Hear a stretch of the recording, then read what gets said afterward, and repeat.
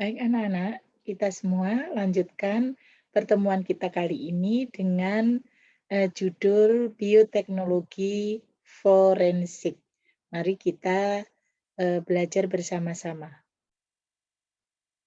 Bioteknologi forensik ini akan membicarakan apa-apa saja bagaimana seseorang bisa ditemukan walaupun jasadnya itu sudah, tidak memiliki identitas. Jadi nanti akan disamakan dengan DNA, deoksiribonukleat asid dari keluarganya, karena masing-masing manusia itu mempunyai DNA yang unik. Jadi masing-masing silsilah dalam satu keluarga itu seperti anak-anak semester 1 sudah belajar tentang pewarisan sifat, itu akan mempunyai kaitan antara orang yang satu dengan orang yang lainnya. Artinya silsilah dalam keluarga itu akan mempengaruhi sekali. Maka ada yang namanya bioteknologi forensik ini untuk perkembangannya.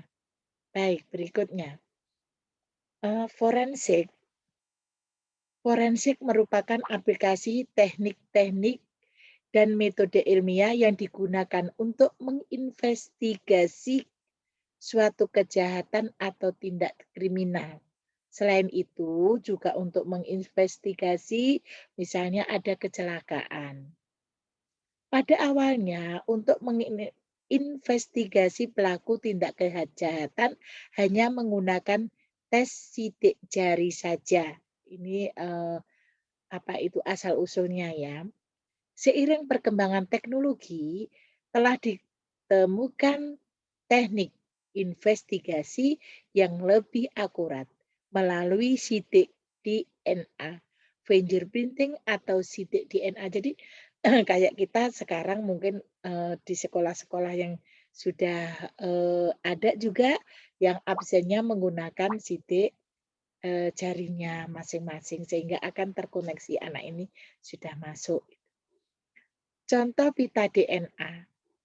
DNA fingerprinting adalah teknik yang dilakukan untuk mengidentifikasi seseorang berdasarkan pada profil pita DNA-nya. Nah,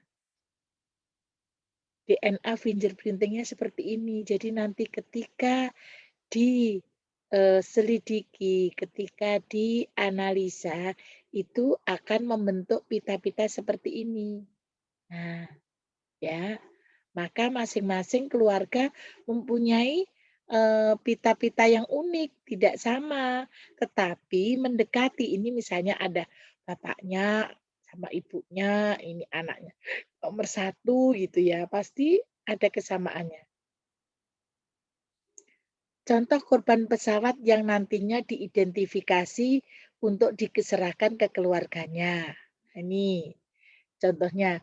Ada 2 aspek yang digunakan dalam DNA fingerprinting, yaitu adanya keseragaman dan variasi profil DNA pada satu individu. Ini, kemarin yang baru-baru ini, ada kecelakaan di Kepulauan Seribu ya, pesawat itu, maka untuk mengidentifikasinya, anggota keluarganya diharapkan datang karena untuk mengidentifikasi jasad-jasad tersebut. Semoga, eee,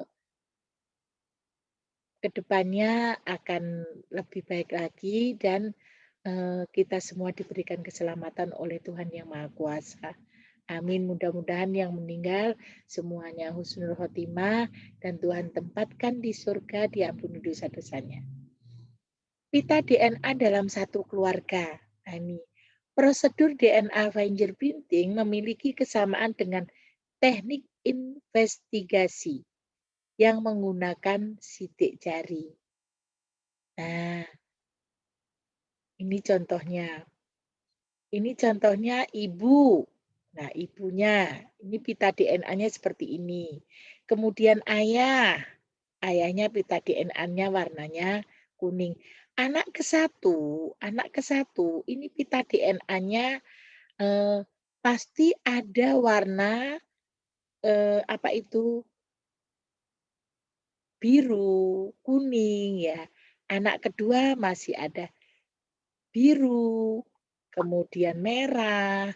Anak ketiga sama, nih biru, kuning. Anak keempat artinya ini, eee, DNA yang unik gitu, masing-masing tidak sama, tidak sama persis dengan mamanya, tidak sama persis dengan bapaknya, tetapi merupakan kombinasi dari keduanya. Dalam tes sidik jari dilakukan pencocokan dengan sidik jari seseorang. Jadi disamakan dengan mamanya apa ayahnya gitu. DNA juga seperti itu. Pada DNA fingerprinting dilakukan pencocokan DNA individu. DNA dapat digunakan dalam acuan investigasi karena profil DNA yang unik tadi. Nah, ini unik karena apa? Masing-masing tidak ada yang sama. Nah, misalnya ini contohnya DNA sampel. Nah, ini kan nggak sama. Anak nomor satu, anak nomor 2, anak nomor 3 gitu ya. Akhirnya akan ditemukan, oh ini keluarganya. Kemarin itu kan ditemukan. Profil DNA dikatakan unik karena setiap individu memiliki keterkaitan dengan profil DNA dalam satu keluarga. Setiap individu. Sehingga diketemukan, oh ini keluarga dari ini. Kalau identitasnya tidak ada. Jadi sangat membantu melacak untuk kegiatan-kegiatan kemanusiaan juga. Ya, keunikan DNA sehingga mempermudah identifikasi forensik. Nah, ini tadi keunikan DNA ini kalau dilihat seperti ini. Jadi dia masing-masing mempunyai ciri-ciri tertentu. Nah, sama ini juga mempunyai ciri-ciri tertentu. Jadi nanti akan dicocokkan ini cocok dengan DNA yang mana gitu ya. Sekarang kan sudah canggih, sudah menggunakan alat-alat yang 3D sehingga gampang untuk dikenali gitu. Kesimpulannya apa bioteknologi forensik ini? Dengan menggunakan DNA fingerprinting, maka lebih cepat bisa mengidentifikasi para korban atau tindak kejahatan. Bisa karena DNA para korban akan dicocokkan dengan DNA keluarga yang ada. Baik anak-anak, sampai di sini dulu. Salam sukses dan sampai jumpa. Jangan lupa bahwa DNA kita berhubungan dengan DNA orang tua kita.